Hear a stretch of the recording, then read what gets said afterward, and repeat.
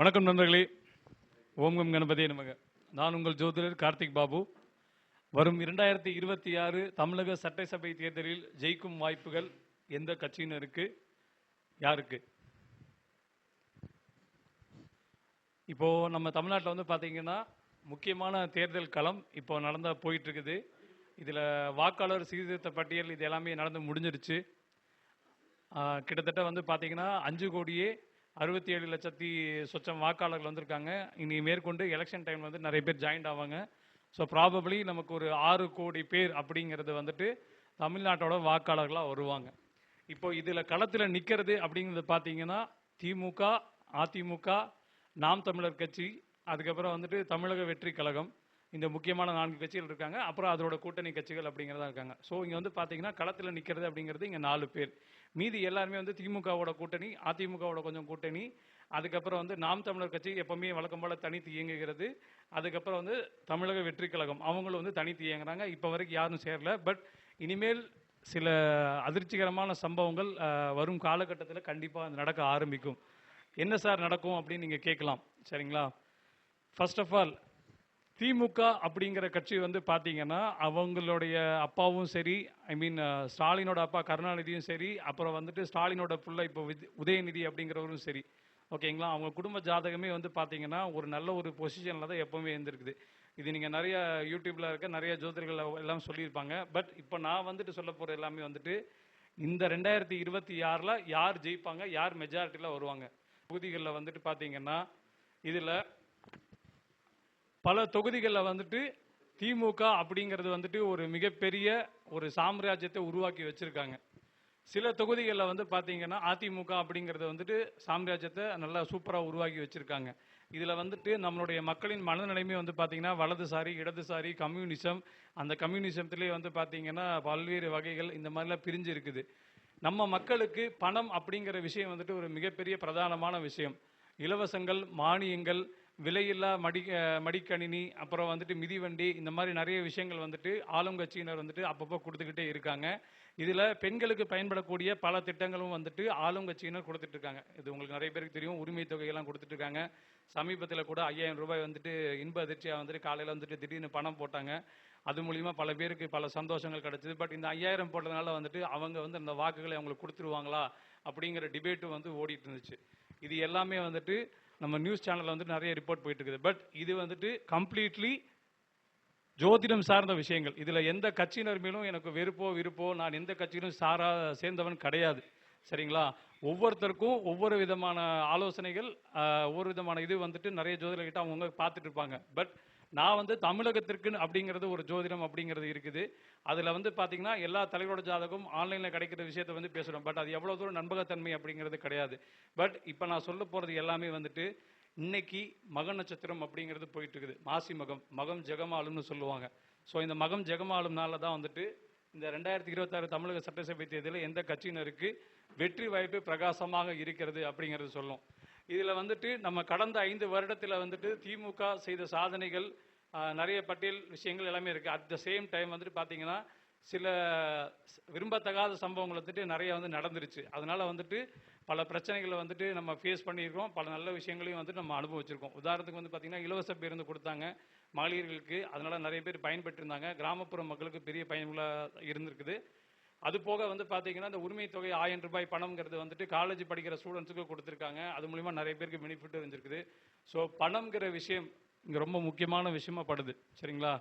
இப்போ இந்த டைமில் வந்து பார்த்தீங்கன்னா இந்த கோச்சார கிரகங்கள் அப்படின்னு சொல்லக்கூடியது எல்லாமே வந்து கும்ப வீட்டில் உட்காந்துருக்காங்க. அட் த சேம் டைம் சனி பகவான் வந்து பார்த்தீங்கன்னா மீன வீட்டில் போய் உட்காந்துருக்காங்க. இந்த மீனம் இங்கே வந்து பார்த்தீங்கன்னா 6 கிரக கூட்டணி அப்படிங்கிற மாதிரி உட்காந்துருக்குது. ஸோ இந்த தேர்தலில் முக்கியமாக பயன்படுத்தக்கூடிய ஒரு முக்கியமான பொருள் பணம். இந்த பணம் தான் ஜெயிக்கக்கூடிய ஒரு விஷயமா வந்துட்டு ஒரு ஆயுதமாக வந்துட்டு எல்லாருக்கும் மாறும். கண்டிப்பாக வந்து பார்த்தீங்கன்னா ஒரு மனிதனுக்கு பணம் ரொம்ப முக்கியமான விஷயம் சார். நீங்கள் ஏன்னா நீங்கள் எவ்வளவு கெட்டது பண்ணியிருந்தாலும் ஈவன் உங்கள் சொந்த பத்தத்துலையும் சரி, மற்ற விஷயத்துலையும் சரி, விசேஷத்துலையும் சரி, ஏதோ ஒரு பஞ்சாயத்து ஓடிட்டு இருக்குது, உங்களை வந்துட்டு சால்வ் பண்ணி கரெக்ட் பண்ணணும் அப்படின்னு வந்து பார்த்தீங்கன்னா நீங்கள் நிறைய திரைப்படங்களை பார்த்துருப்பீங்க. அதில் வந்து பார்த்தீங்கன்னா சரிப்பா நடந்து போச்சு, உங்கள் குடும்பத்துக்கு என்ன செய்யணும்னு சொல்லி நாங்கள் பார்த்து செஞ்சிடறோம், உனக்கு 2 ஏக்கர் நிலம் கொடுத்துட்றோம், அதுக்கப்புறம் வந்துட்டு பார்த்தீங்கன்னா செலவுகளுக்கு வந்துட்டு ஒரு 10 லட்ச ரூபா பேங்க்கில் பணம் போட்டு கொடுத்துட்றோம், அதை வச்சு நீ சந்தோஷமாக இருப்பா அப்படின்னு சொல்லி பைசல் பண்ணுறாங்க பார்த்தீங்களா. இது வந்து சின்ன லெவல் பஞ்சாயத்து. இதுவே பெரிய லெவல் பஞ்சாயத்தாக வந்து பார்த்தீங்கன்னா உங்களுக்கு வந்துட்டு அந்த நேரத்தில் தேர்தலில் கொடுக்குற வாக்குறுதியில் வந்துட்டு பணம் சார்ந்த விஷயங்கள் என்னென்ன இருக்கோ அது எல்லாமே உங்களை அட்ராக்ட் பண்ணிகிட்டே போயிட்டே இருக்கும். சரிங்களா. இப்போது 5000 கொடுத்ததுக்கே வந்துட்டு நீங்கள் எல்லாருமே வந்து இன்பதிர்ச்சி ஆனீங்க. இந்த தேர்தல் நடக்கிறதுக்குள்ள உங்களுக்கு இன்னும் எவ்வளோ பணங்கள் கிடைக்க போகுது, நிறைய எவ்வளோ பாத்திரங்கள் கிடைக்க போகுது, iron box, hot box, even பெரிய அண்டா குண்டா, இன்னும் என்னென்ன ஸ்வீட் பாக்ஸு, அதுக்குள்ள விசேஷங்கள் என்ன இருக்கோ எல்லாமே கொடுத்துக்கிட்டே வருவாங்க. இதில் பர்டிகுலராக ஆளுங்கட்சியினர் வந்து செய்ய போகிற விளையாட்டு வந்து பார்த்தீங்கன்னா ரொம்ப பயங்கரமாக இருக்கும். சரிங்களா. உங்களுக்கு நாங்களும் கொஞ்சம் சளைச்சவங்க இல்லை அப்படின்னு சொல்கிற மாதிரி இந்த தமிழகத்தை வந்து பார்த்தீங்கன்னா ஒரு 4 பகுதியாக பிரிக்கலாம். அதாவது மேற்கு, வடக்கு, தெற்கு, கிழக்கு அப்படின்னு சொல்லி பிரிக்கலாம். சரிங்களா. இதில் வந்துட்டு சென்னை எங்கள் கோட்டை, கோவை எங்கள் கோட்டை, மதுரை வீரமிழைந்த மண் எங்களுடைய கோட்டை அப்படின்னு எல்லாருமே ஆளாளுக்கு எல்லாருமே சொல்லுவாங்க. ஆனால் நிதர்சனம் என்னன்னா, பணம் எங்கே அதிகமாக விளையாடுகிறதோ அங்கே தான் ஜனநாயகம் ஜெயிக்கிறது. ஜனநாயகம் வந்துட்டு இன்னைக்கு பணத்தை கொண்டு தான் முடிவு செய்யப்படுகிறது. சரிங்களா. பணத்தை வச்சு தான் எல்லாமே ஜெயிப்பாங்க. உங்களுக்கு நல்லா கேட்டு பாருங்க. உங்களுக்கு ஒரு 5000 கொடுக்குறவன் வந்துட்டு நான் 10,000 தரப்பான்னு எனக்கு ஓட்டு போடு அப்படின்னு சொல்லுவாங்க. சமீபத்தில் சில திரைப்படத்தை கூட நம்ம பார்த்துருப்போம். மண்டையிலான்னு ஒரு படம் வந்திருக்கும். ஒரே ஒரு ஓட்டுக்காக அவன் சொத்தையே வந்து எழுதி கொடுக்குற மாதிரி கொண்டு வந்து நிப்பாட்டுவாங்க. சரிங்களா. அதே மாதிரி சில வாக்குறுதிகள் வாக்காளர்கள் வந்து பார்த்தீங்கன்னா சில ஊருக்குள்ளே வந்து நடக்கும். அந்த நடக்கிற வாக்காளர்கள் வந்து ரொம்ப அதிர்ஷ்டம் செஞ்சவங்க. நம்ம பழைய வரலாறை எடுத்து பார்த்தீங்கன்னா ஈரோட்டில் கூட சட்டசபை தேர்தல் வந்து அடிக்கடி நடந்து நிறைய பேருக்கு வந்துட்டு காசு பணம் அப்படிங்கிறது நடந்துகிட்டே இருந்தது. ஈவன் நிறைய பேருக்கு வந்துட்டு பார்த்தீங்கன்னா கடா விருந்து சாமி படைகள் கும்புறது எல்லாமே தாண்டி தேர்தல் நேரத்தில் கரிசோறு போகிறது அப்படிங்கிறது வந்து பார்த்தீங்கன்னா ஏகத்துக்கு நடந்துக்கிட்டே இருக்கும். இது இப்போ போதாக்குறைக்கு இந்த தேர்தல் நடக்கிற காலகட்டமும் சித்திரை திருவிழா அப்படிங்கிற மாதிரி வருது. ஸோ நிறைய விசேஷங்கள் மாறும். சில எதிர்ப்பதங்களும் சில அசம்பாவிதங்களும் நடக்கக்கூடிய காலகட்டமாக இந்த காலகட்டம் இருக்கும். ஸோ வாக்காளர்களும் சரி அரசியல்வாதிகளும் சரி இந்த மீட்டிங் டைமில் வந்து கொஞ்சம் கவனமாக இருந்துக்கோங்க. சரி, ஓகே. இப்போ நம்ம டாபிக்குள்ளே போவோம். திமுக எத்தனை தொகுதிகள் ஜோதிட ரீதியாக ஜெயிக்கும் அப்படின்னு நம்ம எடுத்துக்கிட்டோம்னா 140லிருந்து 160க்குள்ளே தான் ஜெயிக்கும். இந்த சார் இப்படி சொல்லிட்டீங்க, 200க்கு 200 அவங்க சொன்னாங்களே சார். கண்டிப்பாக வாய்ப்பு இல்லை. 200 தொகுதி ஜெயிக்க வாய்ப்பே இல்லை. 140லேருந்து 160. சார் இது என்ன பேசிஸில் நீங்கள் சொல்கிறீங்க அப்படின்னு சொல்லி கேட்கலாம். 234 தொகுதியில் வந்துட்டு இந்த 140லேருந்து 160 வரதுக்குண்டான மெயின் காரணங்கள் என்னென்னா, இவங்க சில திட்டங்கள் செஞ்சு கொடுத்தாங்க பார்த்தீங்களா. அந்த திட்டங்களோட பயனாக வந்துட்டு அவங்களுக்கு ஓட்டு போடுறதுக்குண்டான விஷயங்கள் நடக்க ஆரம்பிக்கும். பட் இந்த 140 to 160ங்கிறது வந்துட்டு கூட மாறுதலுக்கு உட்பட்டது. அந்த கடைசி அந்த கோச்சார சந்திரன் ப்ளஸ் சில கிரகங்களோட பயணிக்கும் காலம். ஏன்னா ஜூன் மாதத்தில் வந்து குரு பயிற்சி அப்படிங்கிறது இருக்குது. இப்போ குருவோட பார்வையில் தான் வந்துட்டு ராகுவோட பார்த்துட்டு இருக்காங்க. ஸோ பணம் தான் இங்கே மெயினாக வந்துட்டு விளாண்டுட்டு இருக்கும். அந்த பணத்தின் மூலியமா நிறைய பேருக்கு நிறைய பெனிஃபிட் கிடைக்கிறதுனால இந்த திமுகவுக்கு 140லேருந்து 160 கொண்டு போகிற மாதிரி நிப்பாட்டுவாங்க. அப்போ அதிமுக என்ன சார் ஆகும்? பாஜகவோட கூட்டணி வச்சுருக்காங்களே, அப்போ அவங்க தோற்றுருவாங்களா சார் அப்படின்னு நீங்கள் கேட்கலாம். தோக்கெல்லாம் மாட்டாங்க. ஆனால் இதில் ஒரு முக்கியமான விஷயம் வந்துட்டு தாவேகாவும் சரி நாம் தமிழர் கட்சிகளும் சரி இவங்க 2 பேரோட ஓட்டையும் வந்து பிரிப்பாங்க. இதில் நம்ம மெயினாக பிரிக்க போகிறது வந்து திமுக அதிமுக. அந்த 2 பேர் ஓட்டையும் வந்து பிரிக்கிறது இவங்க 2 பேர் மட்டும்தான். அதில் மெயினாக இப்போ பார்த்தீங்கன்னா சீமானவர்கள் வந்து காரைக்குடி தொகுதியில் நின்றுருக்காரு. அவர் ஜெயிப்பாரா ஜெயிக்க மாட்டாரா அப்படின்னு சொல்லி கேட்கலாம். இந்த தடவை சீமான் ஜெயிக்கிறதுக்கு உண்டான வாய்ப்புகள் அதிகமாக உள்ளது. நான் அவர் ஜெயிப்பாருன்னு சொல்லலைங்க, ஜெயிக்கிறதுக்கு உண்டான வாய்ப்புகள் அதிகமாக இருக்குன்னு தான் சொல்லுவார். சரிங்களா. அடுத்தது வந்து பார்த்தீங்கன்னா தமிழக வெற்றி கழக தலைவர் திரு விஜய் அவர்கள். சரிங்களா. அவர் வந்துட்டு மேற்கு மதுரை மேற்கு, மதுரை கிழக்கு, மதுரை வடக்கு அப்படின்லாம் சொன்னார். சரிங்களா. எல்லாம் ஓகே தான். ஆனால் இந்த தடவை அவர் எலெக்ஷனில் நிற்கிறதுக்குள்ள பல பெரும் போராட்டங்களை சந்தித்து தான் வந்துட்டு அவர் நிற்பார். ஆனால் இதில் ஒரு சின்ன ஒரு விஷயங்கள் நடக்கும். காங்கிரஸ் கட்சி வந்துட்டு இன்னும் திமுகவோட வந்துட்டு பேச்சுவார்த்தைலாம் போயிட்டு இருக்குது, இன்னும் முடியலை அப்படிங்கிற பேச்சு இருக்கு. கடைசி நேரத்தில் இந்த காங்கிரஸ் வந்து தாவேக கூட இணையறதுக்குண்டான வாய்ப்புகளும் அதிகமாக இருக்கிறது. சரிங்களா. அப்படி பார்க்கும்போது அதிமுக வந்து பார்த்தீங்கன்னா 80லேருந்து 90 அப்படிங்கிற ரேஞ்சுக்குள்ள வந்து நிப்பாட்டுவாங்க. சரிங்களா. ஆனால் இதில் ஒரு சின்ன ஒரு ட்விஸ்ட் இருக்குது. இந்த 80 to 90 வரும்போது வந்துட்டு பார்த்தீங்கன்னா அதிமுகவில் இருக்கிற சில முக்கியமான கட்சி உறுப்பினர்கள் எம்எல்ஏக்கள் கடைசியாக வந்து ஓபிஎஸ் கூட வந்துட்டு நிறைய டீம், அதாவது அம்மா இருந்த வரைக்கும் ஒரு டீம் வந்துட்டு அப்படியே கரெக்டாக இருந்தது. தலைமை இல்லாத படை தானாக சிதறி ஓடிவிடும் அப்படிங்கிறனால எல்லாருமே சிதறி ஓடிட்டாங்க, ஒவ்வொருத்தரும் ஒவ்வொரு கட்சிக்குள்ளே போயிட்டாங்க. ஸோ இப்போதைக்கு அதிமுகவுக்கு வந்துட்டு கொஞ்சம் வந்துட்டு டல்னஸ் தான் இருக்குது. ஏன்னா இப்போ ரீசெண்டாக மோடி கூட வந்துட்டு பார்த்தீங்கன்னா திருப்பரங்குன்றம் வந்துட்டு போனார். அப்போ பற்றி எலெக்ஷனை பற்றி எது விஷயமும் பேசவும் இல்லை, கட்சிகளை பற்றி எதுவும் பேசலை. இப்போதைக்கு அங்கே ஒரு தொய்வு மனப்பான்மை நிலவுகிறது. ஜோதிட ரீதியாக வரும்போது அவருக்கு வந்து பார்த்தீங்கன்னா அந்த ஓட்டு சதவீதம் அப்படிங்கிறது இப்படி இருக்குது. அப்போ நாம் தமிழர் கட்சி எவ்வளோ சார் ஜெயிக்கும் அப்படின்னா, நாம் தமிழர் கட்சி வந்துட்டு ஒரு 5 சீட்டு ஜெயிக்கிறதேங்கிறது இந்த தடவை கொஞ்சம் பெரிய விஷயமா தான் இருக்கும். பட் அதில் காரைக்குடியில் வந்துட்டு சீமான் ஜெயிக்கக்கூடிய வாய்ப்பு அப்படிங்கிறது வந்து கொஞ்சம் பிரகாசமாக தெரிகிறது அவரோட ஜோதிட ஜாதக ரீதியாக. அப்போ விஜய் என்ன சார் ஆவார், அப்போ விஜய் அரசியல் காலத்திலிருந்து போயிடுவாரா அப்படிங்கிற தாட்லாம் உருவாகும். பட் அப்படி இல்லை. அதிமுகவில் வந்துட்டு நம்ம வந்துட்டு 80-90 சீட் நம்ம ஜெயிப்போம் அப்படின்னு சொல்லியிருந்தோம் இல்லைங்களா, அந்த கணக்கு பிரகாரமும் விஜய்க்கும் வந்து இருக்கிறது. ஆனால் இவங்க 2 பேர் ஓட்டை பிரிக்கிறதுனால இதில் வந்துட்டு ஒரு 10 இடங்கள் ஜெயிக்கிறது அப்படிங்கிறது ஒரு பெரிய விஷயமா இருக்கும். இது வந்துட்டு ஆரம்ப கட்டத்தில் ஒரு ஒரு முதல் நிலை ஜோதிட ரீதியான ஒரு பயணம். இது மேற்கொண்டு 2 பகுதியில் வரும். இது முதல் பகுதியை இப்போ நான் உங்களுக்கு சொல்கிறேன். ஆனால் அடுத்த தடவையும் இந்த தாவேகா அப்படிங்கிற ஜெயிக்கிறதுக்கும் வாய்ப்புகள் நிறைய உண்டு. அதனால் தாவேகா தொண்டர்கள் மனம் தளர வேண்டாம். ஏன்னா நடுவில் வந்து விஜய்க்கு நிறைய பிரச்சனைகள் வந்துட்டு இருக்குது. அதாவது தனிப்பட்ட ரீதியும் சரி, அரசியல் ரீதியாகவும் சரி.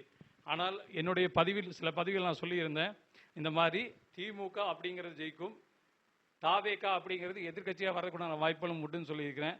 பட் அப்படி தாவேகா எதிர்கட்சியாக வர மாதிரி இருந்ததுன்னா தாவேகா கூட காங்கிரஸ் கூட்டணி போட்டு அதுக்கப்புறம் உள்ளே வந்தால் ஜெயிக்கக்கூடாத வாய்ப்புகள் அதிகம் இருக்கும். பட் அதிமுகவோட ஜெயிச்சு மேலே வருவாங்களா அப்படின்னு கேட்டிங்கன்னா, அதிமுகவில் இப்போ தலைமை வந்துட்டு சரி வர கிடையாது. எடப்பாடி பழனிசாமி மட்டும்தான் அவர் இருக்காருங்க. பட் அவர் ஜாதகம் நல்ல ஜாதகம் தான், அவர் ஜெயிக்கலாம். பட் அவர் சார்ந்த கூட்டணி மக்கள் அப்படிங்கிறது வந்துட்டு பெரிய லெவலில் ஹிட் ஆகிறதுக்கு வாய்ப்புகள் ரொம்ப ரொம்ப கம்மி. சரி சார், அப்போ இவ்வளோ சொல்கிறீங்க, நீங்கள் மொத்தம் 234 தொகுதி தான் இருக்குது, அதில் வந்துட்டு இப்போ இவ்வளோ பேர் ஜெயிக்க போகிறாங்க. நீங்கள் கால்குலேஷன் கொஞ்சம் மாற்றி சொல்கிறீங்க. முதல்ல 140 160 அப்புறம் 80 90 சொன்னீங்க, இதே கொஞ்சம் ஜாஸ்தி ஆகிடுச்சு சார் அப்படின்னு. இது வந்துட்டு ஒரு பர்சன்டேஜ் மாதிரி கால்குலேட் பண்ணி தான் வந்துட்டு இந்த அமௌண்ட்டு இந்த தொகுதிகள் அப்படிங்கிறத நம்ம சொல்லியிருக்கிறோம். ஆனால் இது வந்து தேர்தல் நேரத்தில் களத்தில் நிலவரம் பொறுத்து, அவங்க கொடுக்கக்கூடிய பணத்தின் அளவு பொறுத்து மாறிட்டே வரும். ஏன் இந்த ஜோதிட கணிப்புகளும் மாறுது அப்படின்னா, ராகுவும் கேதுவும் கணிக்க சிக்கலானவை. இது எல்லா ஜோதிடர்களுக்கும் ரொம்ப ஒரு முக்கியமான விஷயம் தெரியும். ஆனால் அதையும் தாண்டி ராகு நிகழ்த்தக்கூடிய பிரம்மாண்டம் அப்படிங்கிறது ரொம்ப பயங்கரமாக இருக்கும். ஸோ பணம் தான் இங்கே பேசு பொருள். பணத்தை வச்சு தான் இன்றைக்கி எல்லாருமே ஜெயிக்க போகிறாங்க. உங்களுக்கு என்னென்ன ஆஃபரோ எல்லாமே கொடுப்பாங்க. பட் நல்லா ஞாபகம் வச்சுக்கோங்க, கேது வந்து சிம்ம வீட்டில் இருக்கார். நீங்கள் நியாயமாக எல்லாமே கரெக்டாக நின்னால் தான் அடுத்து வரவங்க வந்து நல்லாச்சு கொடுப்பாங்க. இல்லை எனக்கு பணம் தான் முக்கியம், நான் எல்லாமே வந்துட்டு பணத்தை பேஸ் பண்ணி தான் போகிறேன் அப்படிங்கிற மாதிரி நீங்கள் நின்னீங்கன்னா கண்டிப்பாக சில சம்பவங்கள் அப்படிங்கிறது தொடர்ந்து நடைபெற்றுக்கிட்டே இருக்கும். அது யாராலையும் மாற்ற முடியாது. ஏன்னா ஏற்கனவே வந்துட்டு தமிழ்நாட்டில் அப்படிங்கிறது வந்துட்டு நிறைய சட்டம் ஒழுங்கு பிரச்சனைகள் அப்படிங்கிறது ஓடிட்டு இருக்குது. இது எப்போ முடிஞ்சு எப்போ சரியாகும் அப்படிங்கிறது தெரியாது. பட் வாக்காளர்கள் நீங்கள் எடுக்கக்கூடிய முடிவுகள் தான் வந்துட்டு உங்களை வந்துட்டு அடுத்த கட்டத்துக்கு நகர்த்தி போக உங்களோட வளர்ச்சி இருக்கும். தென் மாவட்டங்களையும் சரி, இன்னும் பிற மாவட்டங்களையும் சரி, தண்ணீர் பிரச்சனை அப்படிங்கிறது ஒரு மிகப்பெரிய பிரச்சனையாக ஓடிட்டு இருக்குது. இதுக்கு ஜோதிட ரீதியாகவும் காரணங்கள் உண்டு. ஆனால் இருந்தாலும் மக்கள் எல்லோரும் ஒன்றிணைந்து ஒரு நல்ல அரசாங்கத்தை உருவாக்குறதுக்குண்டான என்னென்ன வழிகள் இருக்கோ அதையெல்லாம் எடுத்து பண்ணிங்கன்னா தான் வாழ்க்கை அப்படிங்கிறது ரொம்ப நல்லா இருக்கும். அப்போது இதில் இன்னொரு முக்கியமான விஷயம் இருக்குது. இந்த ஸ்டாலின் சாரோட ஜாதகமும் சரி, உதயநிதி சார் ஜாதகமும் சரி, இப்போதைக்கு பல பிரச்சனைகள் தாண்டி அப்படியே ஒரு மைல்கல் போயிட்டு இருக்குது. இதில் ஸ்டாலின் சார் வந்துட்டு பார்த்தீங்கன்னா கொஞ்சம் உடல்நலம் சுகவீனம் அடைதல் அப்படிங்கிறது இருக்குது. ஸோ அவர் உடம்பை கொஞ்சம் பத்திரமா பார்த்துக்கிறது நல்லது. இல்லாட்டி தேவையில்ல ஹெல்த் இஷ்யூஸ் அப்படிங்கிற மாதிரி உருவாகும். அதே மாதிரி தாவிக தலைவர் வந்துட்டு விஜய் அப்படிங்கிறவர் வந்துட்டு பார்த்தீங்கன்னா நிறைய பிரச்சனைக்குள்ளே சிக்குவார். பட் இருந்தாலும் அவரும் ஜெயிக்கக்கூடிய வாய்ப்புகள் அப்படிங்கிறது அதிகமாக இருக்குது. அரசியல் களம் மட்டும் இல்லை, அவருடைய குடும்ப நிலவரமும் இப்போதைக்கு கொஞ்சம் சில பிரச்சனைக்குள்ள விஷயமா இருக்குது. என்றைக்கு அவர் தேர்தலுக்குள்ளே நான் கட்சி தொடங்கி உள்ளே வரணும் அன்றையிலிருந்து அவர் பிரச்சனை அப்படிங்கிற விஷயத்துக்குள்ளே போயிருக்காரு. அவர் ஜாதகத்தில் அந்த நீசபங்க ராஜயோகம் இருக்கிறதுனால அவர் குடும்பத்துக்கு உண்டான பணம் இப்போ ஒரு சேஃப்டி பண்ணணும் அப்படிங்கிறதுக்காக இந்த விவாகரத்து வழக்கு நடந்துட்டு இருக்குது. இது வந்துட்டு பெரிய லெவலில் நடக்கக்கூடிய விஷயங்கள். நம்ம புரிஞ்சுக்கிறது கொஞ்சம் கஷ்டமாக இருக்கும். அவங்கள பொறுத்தளவுக்கு அது பிரிவு. பட் ஆனால் அது வந்து ஒரு பணம் சேஃப்டி பண்ணக்கூடிய ஒரு விஷயம். ஏன்னா ஸ்டார்டிங்கில் சொன்னதான் ராகு ஒரு முக்கியமான பொருள். ராகு வந்து பெருசாக ஆசைப்படும், பேராசைப்பட வைக்கும், உங்களை நெடுந்தூரம் பயணம் செய்ய வைக்கும்.